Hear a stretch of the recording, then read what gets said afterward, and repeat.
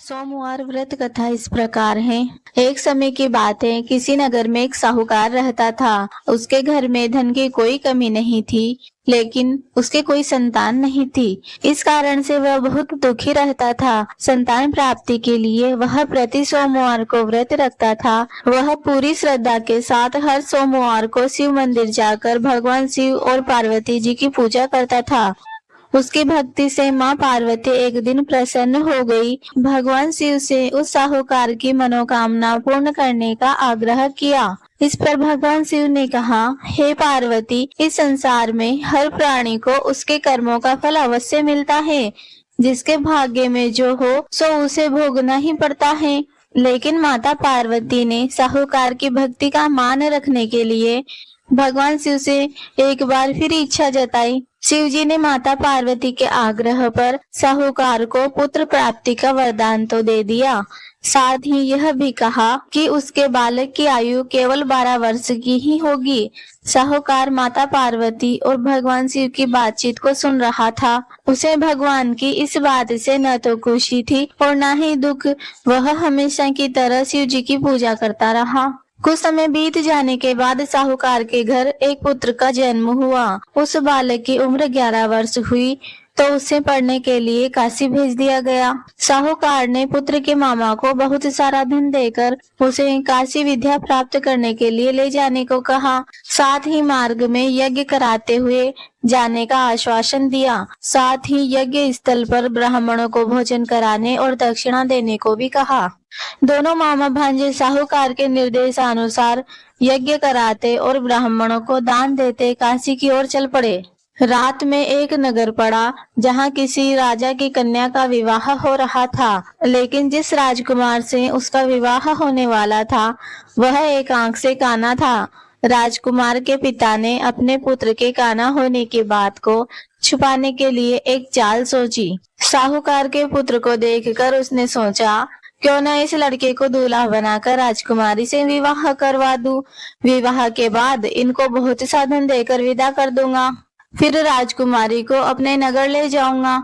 इस तरह उस साहूकार के लड़के को दूल्हा बनाकर राजकुमारी से विवाह करवा दिया गया। लेकिन साहूकार का पुत्र ईमानदार था, उसे यह बात अच्छी नहीं लगी। उसने मौका मिलते ही राजकुमारी की चुन्नी पर लिख दिया कि तुम्हारा विवाह तो मेरे साथ हुआ है, लेकिन जिस राजकुमार के साथ तुम्हें भेजा जाएगा वह एक आंख से काना है। मैं तो काशी पढ़ने जा रहा हूँ।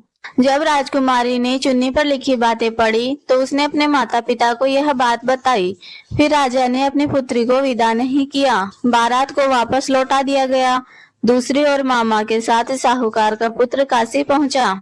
वहां जाकर उन्होंने यज्ञ किया। जब लड़के की आयु 12 साल की हुई उस दिन भी यज्ञ रखा गया। लड़के ने इस दौरान अपने मामा से कहा कि मामा जी, मेरी तबीयत कुछ ठीक नहीं लग रही। मामा ने कहा, अंदर जाकर सो जाओ। शिवजी के वरदान के अनुसार कुछ ही देर में उस बालक के प्राण निकल गए। भांजे को मृत देख उसके मामा ने विलाप करना शुरू कर दिया। संयोगवश उसी समय शिवजी और माता पार्वती उधर से गुजर रहे थे।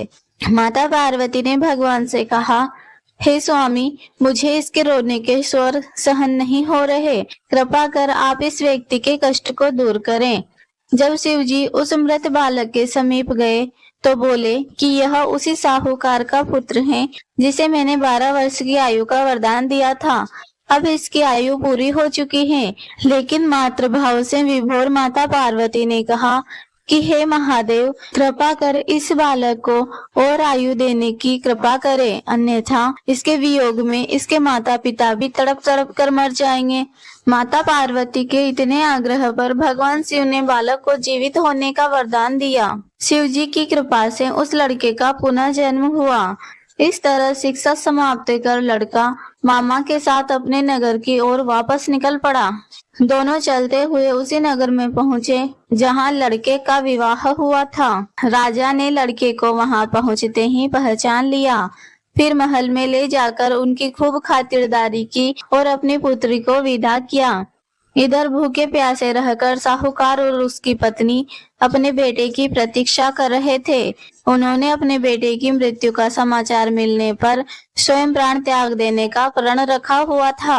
परंतु अपने बेटे के जीवित होने का समाचार पाकर वह बहुत खुश हुए। उसी रात भगवान शिव ने साहूकार के स्वप्न में आकर कहा, हे श्रेष्ठी, मैंने तेरे सोमवार के व्रत करने और व्रत कथा सुनने से प्रसन्न होकर तेरे पुत्र को लंबी आयु का वरदान दे दिया है। ओम नमः शिवाय। हर हर महादेव।